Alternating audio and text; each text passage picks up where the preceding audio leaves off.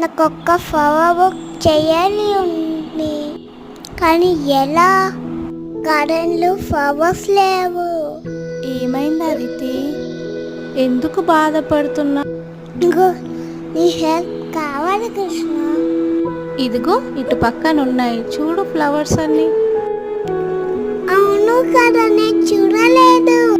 Okay, flowers చేద్దామా Krishna? Wow, flower bouquet చాలా బాగుంది.